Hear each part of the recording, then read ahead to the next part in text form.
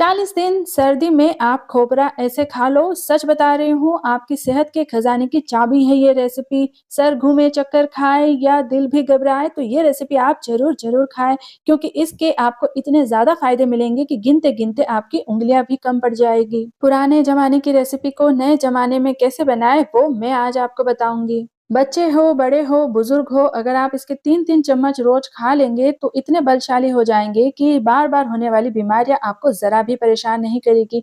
इसके मीठे-मीठे स्वाद में आपको हज़ारों फ़ायदे मिलेंगे।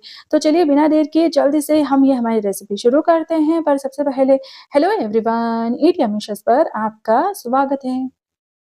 तो इसके लिए आप देखो सबसे पहले हमें लेना है पूरा खोपरा। इसको घोला भी कहा जाता है, ये सूखा नारियल होता है जिसको कि हमें पूरा पीस में लेना है, बिल्कुल भी कहीं से भी ये कटा हुआ या टूटा हुआ नहीं होना चाहिए। वज़न में आप 150 से 200 ग्राम खोपरा यहाँ पर इस्तेमाल कर सकते हैं। इसको मैंने अच्छे से पानी से वॉश करके और साफ करके लिया है। अभी हम क्या करेंगे कि एक बाउल में पानी लेंगे और इसको पानी में डाल कर के देखेंगे कि कौन-सी साइड इसके ऊपर रहती है। जहाँ से ये ज़्यादा लुढ़क रहा है, वहाँ से हमें इसको नहीं कट करना है। जहाँ से ये थोड़ा-सा स्टेबल है, एकाएक नहीं पलटी मार रहा है, वहीं से आप एक जगह बना लीजिएगा और वहाँ से इसको हमें चाकू से कट करके इस तरह से तैयार करना है। आप देखो ज़्यादा बड़ा कट भी नहीं लगाना है, सिर्फ़ इस तरह से हमें कट लगाना है और वापस से इसी से हमें इसका इस्तेमाल कर लेना है।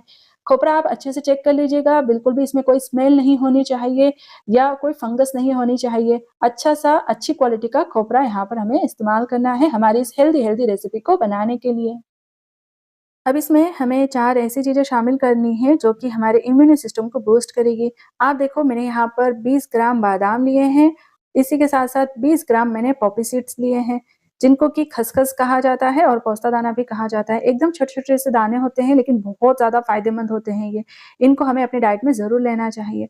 और फिर ये 20 ग्राम ही मैंने यहाँ पर मगज लिए हैं, यानी कि तरबूज के बीज हैं, मेलन सीड्स हैं, बहुत फ़ायदा करते हैं ये भी। और फिर आप देखो ये हमें लेना है 20 ग्राम सौंफ, ये बहुत फ़ायदेमंद रहती है। आप इन सब चीज़ों को बराबर से मेज़र करके लीजिएगा और अगर कोई चीज़ आपको कम-ज़्यादा करनी हो तो वो हम खोपरे में इनको फ़िल करते टाइम कर लेंगे। अभी क्या करना है कि जहाँ से हमने खोपरा कट किया है वहाँ से एक-एक सारी चीज़ें हमें इसमें भर लेना है। क्योंकि इस रेसिपी का जो मेन पॉइंट है वो खोपरा में इन सब चीज़ों को पकाने का ही है। जिस तरह से इनको पकाया जाता है उस तरह से इन सब चीज़ों के गुण एक्टिवेट होते हैं और वो हमारी इस रेसिपी को फ़ायदेमंद बनाते हैं। तो आप देखो जितनी भी हमने चीज़ें ली हैं वो सब हम खोपरे के अंदर भरते जाएँगे स्पून की मदद से या जैसे आपको सही लगे वैसे भर लीजिएगा। और अगर आपको फिर जगह इसमें और लगे तो आप या तो बादाम इसमें ज़्यादा कर सकते हैं या फिर आप इसमें तरबूज के बीज ज़्यादा डाल सकते हैं। तो आप देखो ये कुछ इस तरह से मैंने पूरे खोपरे में सारी चीज़ों को भर लिया है, मुझे बादाम इसमें ज़्यादा डालने पड़े हैं और अब बस जहाँ से जो पीस हमने इसमें से कट करके निकाला है, वो हम इसके ऊपर इस तरह से लगाकर अच्छे से इसको पैक कर लेंगे। तो इस तरह से हमें खोपरा में चीज़ें भर कर के तैयार कर लेना है। अब इसके लिए आप देसी काऊ मिल्क इस्तेमाल करेंगे तो वो बहुत ज़्यादा अच्छा रहेगा। कहीं पर भी अच्छी डेयरी पर या विश्वासी लोग हो, वहाँ से आप ओपन में जो खुला हुआ काऊ मिल्क मिलता है, जो देसी हो, वो आप यहाँ पर लीजिएगा। ये बहुत ज़्यादा अच्छा रहेगा इस रेसिपी के लिए। नहीं तो आप जो पैकेट वाला काऊ मिल्क होता है, वो भी ले सकते हैं। अभी आप इसके लिए कोई बड़ी-सी कढ़ाई या गहरा बर्तन इस्तेमाल करें ताकि जब हम इसमें इस तरह से खोपरा डालें, तो इसको पकने के लिए अच्छे से जगह मिल सके। अब क्योंकि हमने इसको कट किया है तो ये डीप नहीं हो रहा है इसमें। अब इसी तरह से हमें इसको पकाते रहना है। हमें इसको बस धीमी आँच पर ही पकाना है और जो दूध है वो उफन कर बाहर ना निकल जाए इसलिए बीच-बीच में इसमें चम्मच चलाते रहना है।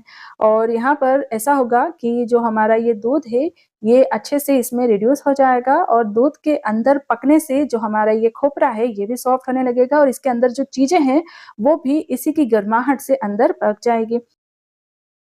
तो आप देखो लगभग 40 से 45 मिनट इसमें लग जाएँगे और यहाँ पर आप देखो जो दूध है बहुत आधा हो गया है और खोपरा भी अब काफ़ी अच्छे से इसमें पक गया है। अभी हम क्या करेंगे कि धीरे से इस खोपरा को इसमें से बाहर निकाल लेंगे। अगर इसमें बाय चांस थोड़ा दूध चला भी जाता है तो भी कोई टेंशन की बात नहीं है क्योंकि हम इसको अब दूध में ही पकाने वाले हैं। तो आप देखो खोपरा को तो हम निकाल लेंगे। अब जो ये जो हमारा दूध इसमें पक रहा है उसमें हम क्या करेंगे कि 150 ग्राम गुड़ डालेंगे। तो गुड़ को मैंने एकदम छोटा-छोटा कट करके लिया है, देसी गुड़ ही यहाँ पर आप इस्तेमाल करिए।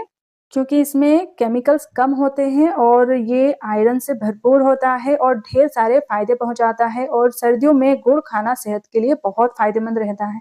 तो यहाँ पर आप देखेंगे कि जैसे ही हम दूध में गुड़ को डालेंगे, जो दूध है वो इस तरह से कर्डल हो जाएगा और एकदम छोटे-छोटे से इसमें दाने बन जाएँगे। तो हमें यही चाहिए।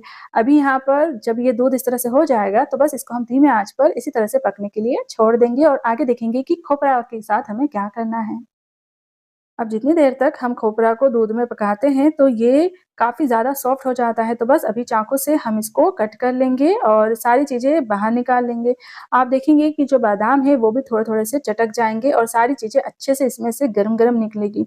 तो बस धीरे से हमें इसको कट कर लेना है और जो खोपरा है, इसको हम क्या करेंगे कि चाकू की मदद से पूरा ही कट कर लेंगे। जितने छोटे पीसेस आप इसके कट करेंगे, उतना ही अच्छे से आपकी मिक्सी इसको पीस लेगी। तो आप देखो पूरा जो खोपरा है वो मैंने कट कर लिया है, अभी इन सबको हमें पीसना है। तो सबसे पहले हम खोपरा को अलग से पीस लेंगे ताकि इसका जो पाउडर है वो अच्छे से बन जाएगा। तो पूरा खोपरा मैंने यहाँ पर पीस कर ले लिया है। अगर आपको सही लगे तो आप इसको एकदम बारीक-बारीक कद्दूकस करके भी ले सकते हैं, लेकिन खाते टाइम बहुत ज़्यादा चबाने की ज़रूरत ना पड़े, उसके लिए मैंने इसको एकदम बारीक पीस कर लिया है।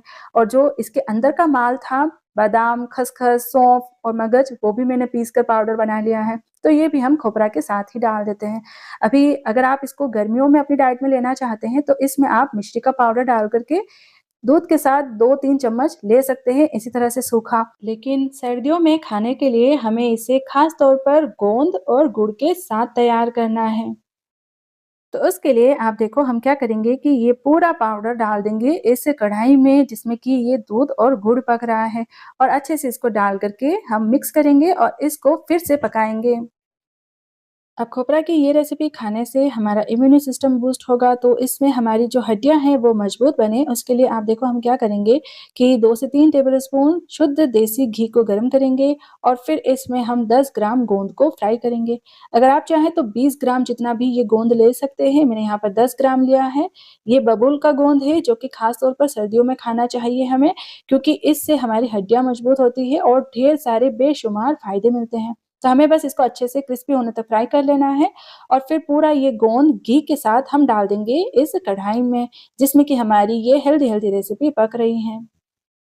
फिर इसके बाद हम इसमें कुछ ऐसी चीज़ें डालेंगे जो कि एंटीऑक्सीडेंट से भरपूर है, जो कि बहुत ज़्यादा फ़ायदा पहुँचाएगी और इस रेसिपी के जितने भी न्यूट्रिशंस है वो हमारी बॉडी में अच्छे से अब्ज़ॉर्ब हो पाएँगे। तो सबसे पहले आप देखो मैंने लिया है ये एक ऐसा मसाला जो कि दिखने में सुपारी जैसा होता है लेकिन बहुत ज़्यादा खुशबूदार होता है, फ्लेवरफुल होता है और ढेर सारे इसमें न्यूट्रिशंस होते हैं। इसको जायफल कहा जाता है। ये हम लगभग 2 चुटकी जितना इसमें घिसकर फ्रेश इस तरह से डालेंगे। आप चाहें तो कूट कर पाउडर बनाकर भी डाल सकते हैं और फिर ये आप देखो ये मैंने लिया है 1 टेबलस्पून सौंठ का पाउडर, ड्राई जिंजर पाउडर और फिर ये 1 टीस्पून इसमें हम डाल देंगे सफ़ेद मिर्च का पाउडर यानी कि दखनी मिर्च का पाउडर। अभी ये आप जो देख रहे हैं ये है 1 1/2 टीस्पून गंठोड़ा का पाउडर, जिसको कि इंग्लिश में पिपरमोल कहा जाता है, उसका पाउडर मैंने लिया है। ये इसमें आप ज़रूर से डालिएगा और फिर ये हाफ टी-स्पून हरी इलायची का पाउडर डाल देंगे। अब इन सबको डालने के बाद हमें अच्छे से मिक्स करना है और अच्छे से इसको भूनना है। वो बहुत ज़्यादा ज़रूरी है क्योंकि हमें इस रेसिपी को बनाने के बाद स्टोर करके भी रखना है ताकि रोज़ हम इसको थोड़ा-थोड़ा खाएँगे और फिर तंदुरुस्त हो जाएँगे। ये आप अपने बच्चों के लिए, बड़ों के लिए, बुज़ुर्गों के लिए, सबके लिए बना सकते हैं। यहाँ पर आप देखिए इसको मैंने इतना अच्छे से भून लिया है कि ये कढ़ाई में थोड़ा-थोड़ा चिपकने भी लगा है और जो खोपरा था उसका नेचुरल फैट भी इसमें से रिलीज़ होने लगा है। तो हमारी ये खोपरा की हलवा जैसी मीठी-मीठी फ़ायदेमंद दवाई बन कर के तैयार है।